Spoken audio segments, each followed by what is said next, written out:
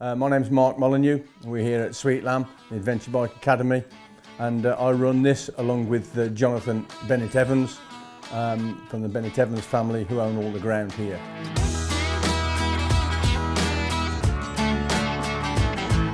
Yeah, I've actually been riding since I was 10 years old, but that was just on play bikes. We had a couple of BSA dandies and some mopeds that we cut down, a little bit of cycle speedway, and then my brother got into motocross as a schoolboy, and it basically picked up from there.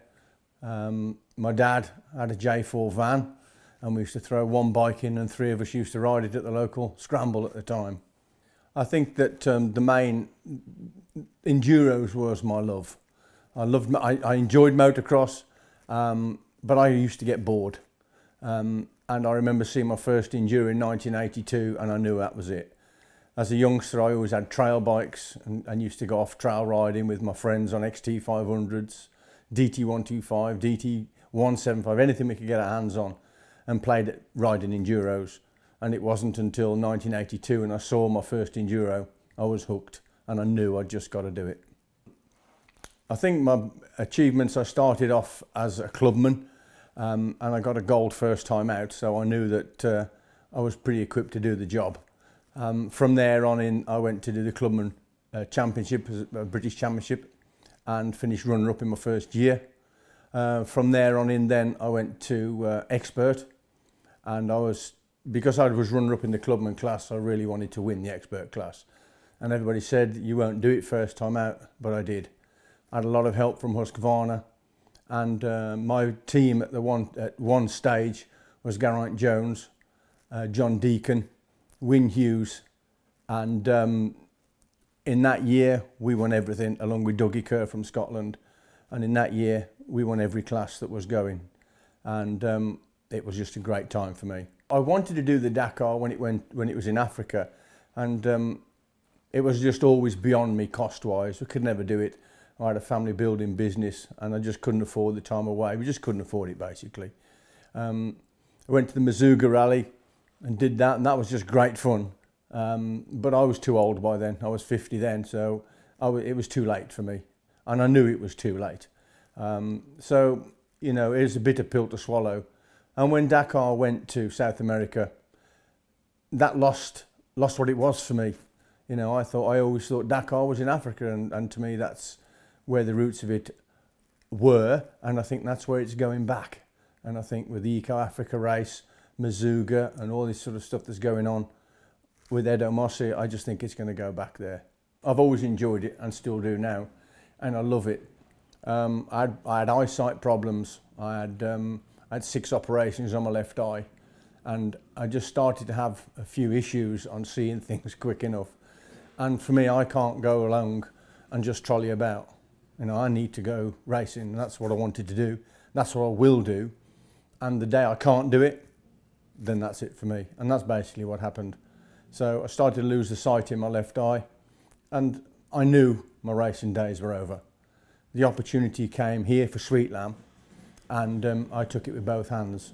It was awful. One of the worst days of my life. I just realised that one day that I couldn't cut it anymore. And I'm 60 years old.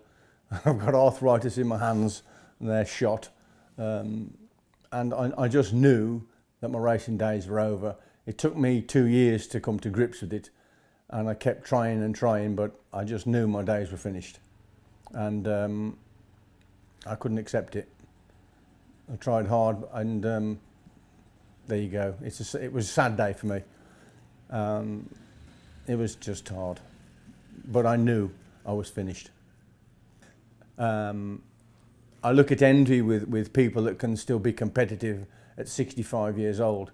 And if things go well with my next operation in my eye and things pick up, you never know. At 65 years old, I might just be trying something else again. Maybe Mazuga, maybe a Baja, I don't know.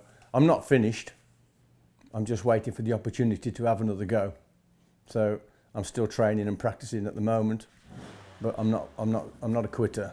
So I'm not finished yet. It just evolved. I mean, I came here for somewhere to practice 5 years ago, and I met Simon Evans, who's the father of the family, and he brought me round in an old Range Rover, and he took me over what we call Pea Gravel Island, and there was a foot of ice all over all of the puddles, and he drove through the ice with the Range Rover, and I followed him basically on my HP2, and it just started from there. I used to come and have half a day and practice, and it just grew and grew, and it grew and it grew into this, and it's just kept on going. It keeps on evolving, and it's just fantastic. I think what sets Sweet Lamb apart from anything is that it's probably the biggest place to start off with. We've got everything. We've got tarmac roads, we've got fire roads, we've got gravel roads, we've got gnarly hilly climbs, we've got grass climbs, we've got water, river crossings, jumps as you've seen today. We've got everything. And now with the facility to back it all up, people can come here and we can have a weekend, and we can stay on site all weekend, and it's going really, really well. And the riding is unbeatable. We cater for anybody that wants to learn. And if you want to come here on a 250 Honda, that's fine. If you want to come here on your 1190 KTM, that's also fine. You know, we've got a great range of instructors. They've all done plenty, so we're all very experienced.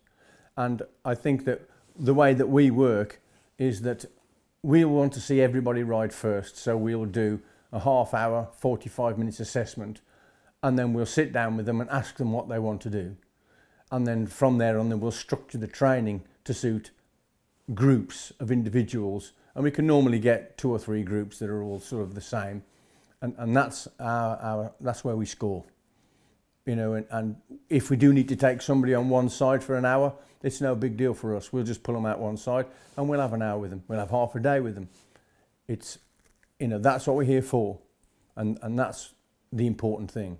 We basically cater from people that just want to come and learn from dead scratch, that have never ridden before, so we'll take them on. We do trail riding weekends, which we take people out trail riding. We do structured rally training events for people that actually want to go and do a rally abroad. We'll do it here.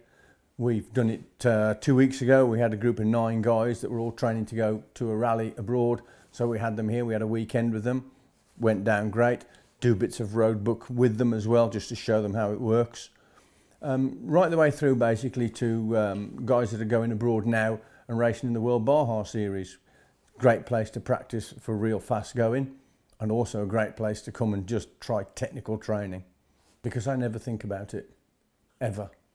I don't believe in the school of excuses. Oh, I've got a wife and kids at home, and my son's at school, and my daughter's at school, and she's got to get out on a pony tonight. I put my crash helmet on. I don't think of anything, only riding my bike. That's it. Maybe that's selfish, I don't know. But it's the only way that I can ride how I want to. I don't think of anything at all, only passing the person in front of me and riding my bike. That's what I do. So I don't believe that people do think of their wife and their children and this, that and the other. I just think they use that as an excuse when maybe things aren't going their way, instead of just manning up and saying, I'm just not good enough today. Yeah, I've had some big crashes. I mean, I think I've been lucky and I've been very unlucky. At one stage, I was winning the All-Terrain Rally Challenge. I can't remember what group it was, and the guy that I was riding with cut the top of his finger off. So I took him to hospital and forgo the whole series. So I forgo the win. That's the way it is. It's some things are just more important. But you know, that's the way it goes. It's been done before. I did it with Rally Moto, and I quite enjoyed it. And I thought that it was good to do. It's good to do here. We've now got a 30-kilometre course, a sprint course. So not really much of a sprint, but it's a long way. We can cut that down considerably. But the beauty of it is, it's great practice for rally riding. It's great practice for Bajas. It's good prologue training. And we're gonna do a series here of 3 rounds around Sweet Lamb, and we've got 3 different courses or derivatives of that course. So it should be very interesting. And that's open to all bikes, all categories, from trail bikes, enduro bikes, rally light, adventure bikes. It's open to the whole lot. The first round is May the 21st, which is not far away now. Entries are open, and to get onto that, you just go onto our Adventure Rally Bike website, and all the details are on there. Just basically log on, log your interest in, and then we'll send you the details closer to the day. The same thing, if they want to come here for training, they can go on our Facebook page. We've got a Sweet Lamb Adventure Rally Bike Facebook page, and we've also got our internet site as well. So everything logs through to me and to Jonathan, and we pick it up. But we're having a lot of repeat business from people that come here. And now we've had the new facilities, we've expanded threefold. You know, we've got 3 more of everything. So it's not only is it much bigger, but it's less cramped, it's more spacious. As you can see, we've got, you know, a good infrastructure around us. And I think it's important that people know that we've expanded, if you like, but we've just got the place better.